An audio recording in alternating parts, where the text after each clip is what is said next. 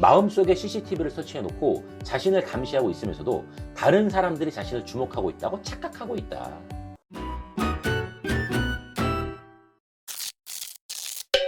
안녕하세요, 다정한입니다.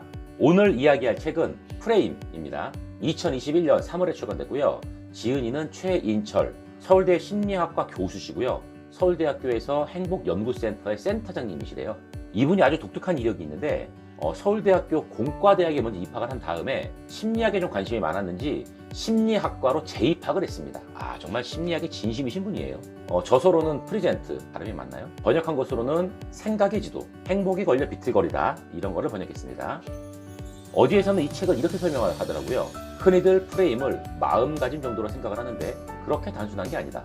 우리의 착각과 오류, 오만과 편견, 실수와 오해가 프레임에 의한 것임을 설명하고 이러한 모습에서 변화되는 방법을 제시하고 있다. 결국 프레임이라는 것은 세상을 바라보는 마음의 창이라는 건데 이것을 설명하기 위해 다양한 내용을 제시하고 있다. 근데 제가 읽은 책을 한마디로 좀 설명하면 이런 거예요. 나의 프레임을 바꾸면 인생이 바뀐다. 이렇게 정리할 수 있습니다. 내가 보는 세상, 내가 알고 있는 세상, 객관적인 모습처럼 보이죠. 그렇지만 매우 지극히 주관적인 겁니다.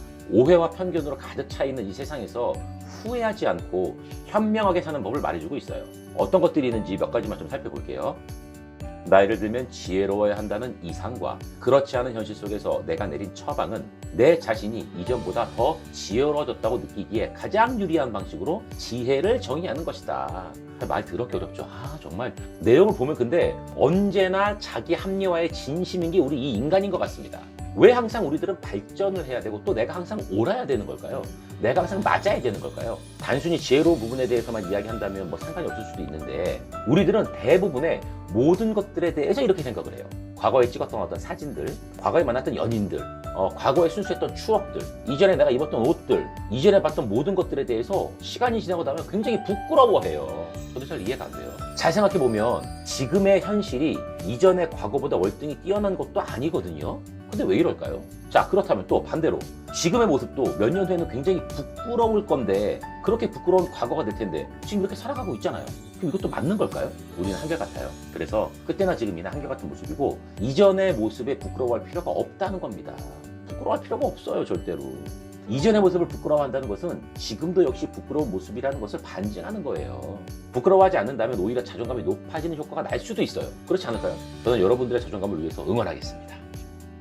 비슷한 내용으로 이런 것도 있어요. 과거 죽이기라는 이런 말도 있는데 현재 프레임은요, 과거를 현재와 유사한 것으로 부활시키기도 하지만 필요에 따라서는 현재와 전혀 다른 과거를 내가 만들어내기도 해요. 결혼 후에는 철이 들어야 한다, 이런 말을 종종 하죠. 근데 지금도 만약에 철이 들지 않았다면, 물론 철이 들지 않을 수도 있죠. 그랬다면 결혼 전에는 정말 철부지로 살았다고, 정말 형편없게 살았다고 얘기를 하면서 생각을 해요. 별로 달라진 것도 없는데 왜 이럴까요?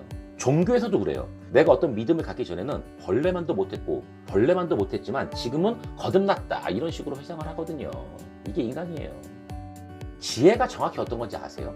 지혜는 한계를 인정하는 것이다. 이거는 지은이가 말한 거예요. 자신이 아는 것과 알지 못하는 것, 그리고 할 수 있는 것과 할 수 없는 것, 이것들 사이에서의 경계를 인식하는 데부터 출발을 합니다. 네 자신을 알라, 이 명언이 바로 지혜의 첫걸음인 거죠. 근데 요즘은 몰라도 그렇게 아는 척을 해요. 그리고 이런 말을 하죠. 야, 너 내가 그럴 줄 알았어. 이런 말을 정말 아무렇지도 않게 해요. 실제로는 정말 몰랐으면서도 누군가 실수를 저지르면 야, 너 내가 그럴 줄 알았다니까. 야, 너 그럴 줄 알았어. 내가 그럴 꼴 좋다 너. 이런 말을 하면서 혀를 차요. 자, 지금부터는요, 몰랐으면 몰랐다고, 그리고 좀 놀라운 일이 있었으면 놀랐다고 솔직히 말을 하세요. 그 작은 것부터 실천하는 것이 바로 지혜로운 사람이 되는 작은 한 걸음입니다.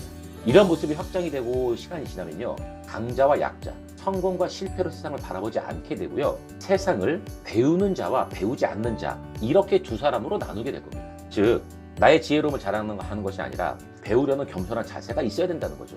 지혜는 똑똑한 사람이 아니라 겸손한 자세를 가진 모습이라는 그런 결론이 나옵니다. 자, 다음이에요. 우리는 다른 사람들이 나를 주시하고 있다고 생각하지만 정작 우리를 보고 있는 것은 다른 사람, 남이 아닌 바로 자기 자신이다. 마음속에 CCTV를 설치해놓고 자신을 감시하고 있으면서도 다른 사람들이 자신을 주목하고 있다고 착각하고 있다. 매우 정확한 설명이고요. 정말 소름 돋을 정도의 사실인 거예요.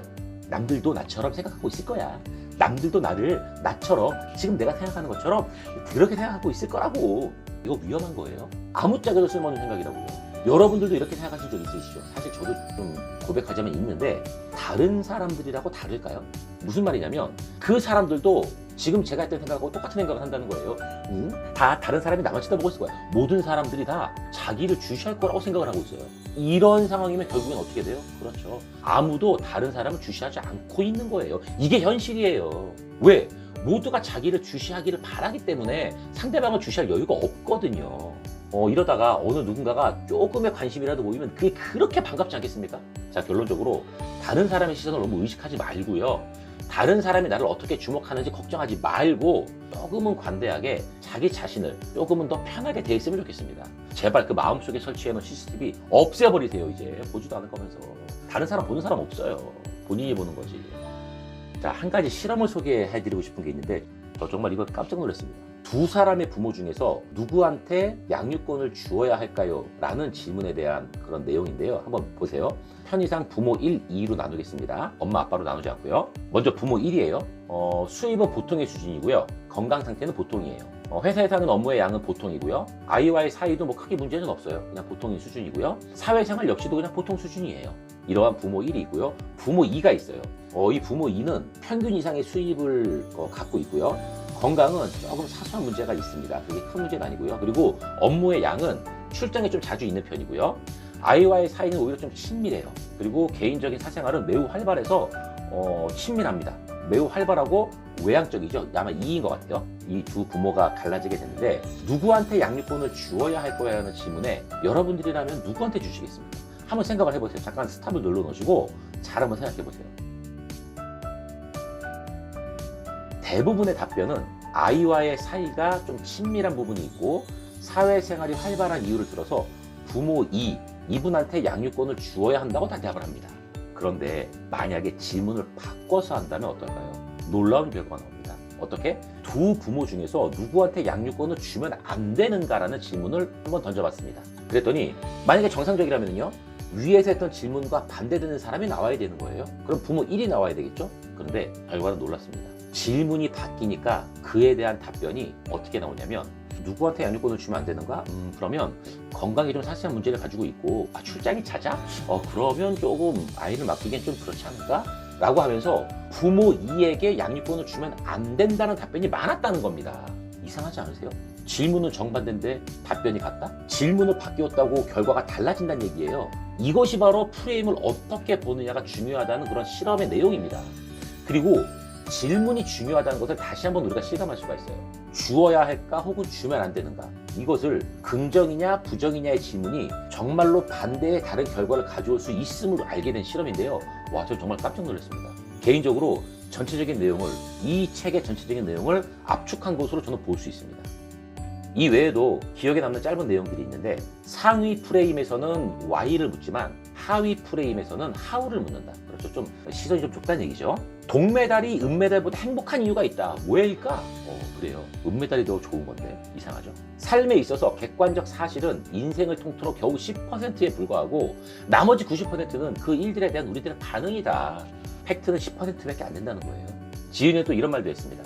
재테크라는 것으로만 마음을 무장하려는 요즘의 세대가 난 너무나도 두렵다. 돈으로 가득한 마음은 행복을 방해한다. 그보다 훨씬 소중한 것으로 채워야 한다. 그것이 바로 지혜라고 합니다. 습관은 그 어떤 일도 할 수 있게 만들어준다는데 도스토옙스키, 이분 참 이름이 어려워요. 이분의 말처럼 원하는 성공과 행복이 있다면 그것을 습관으로 우선 만들어 보세요. 그럼 여러분들이 원하는 걸 가질 수가 있습니다. 결국 어떠한 프레임에 집중하고 있는지 아니면 어떠한 프레임에 집중하고 싶은지를 우리가 결정을 해야 됩니다.